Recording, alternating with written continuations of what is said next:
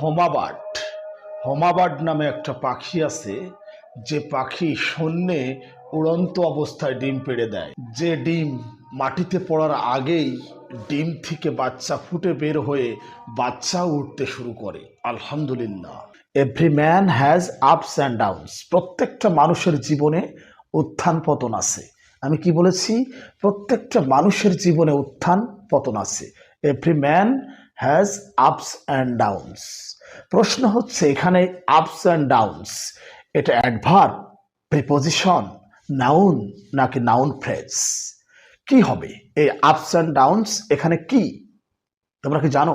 জানতে হলে ভিডিওটি কন্টিনিউ করতে হবে। আচ্ছা, একটু লক্ষ্য করো, ওই যে বলছে না every man has ups and downs, প্রত্যেকটা মানুষের জীবনে উত্থান পতন আছে।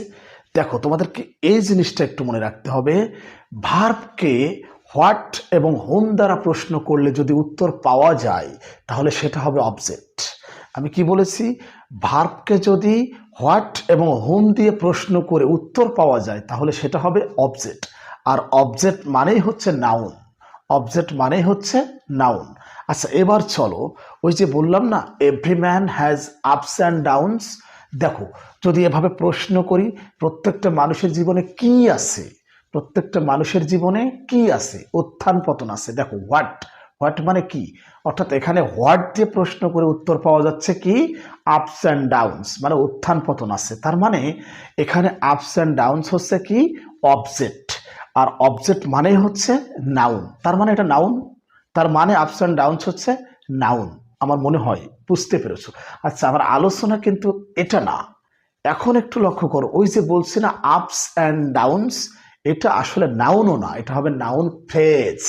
নাউন ফ্রেজ, কেননা অনেকগুলো শব্দ রয়েছে, 3টা শব্দ রয়েছে, আপস অ্যান্ড ডাউনস। এটা নাউন ঠিক আছে, কিন্তু নাউন ফ্রেজ হবে। অনেকগুলো শব্দের সমন্বয়ে একটা নাউন ফ্রেজ গঠিত হয়। নাউন ফ্রেজ মানে হচ্ছে শব্দ সমষ্টি।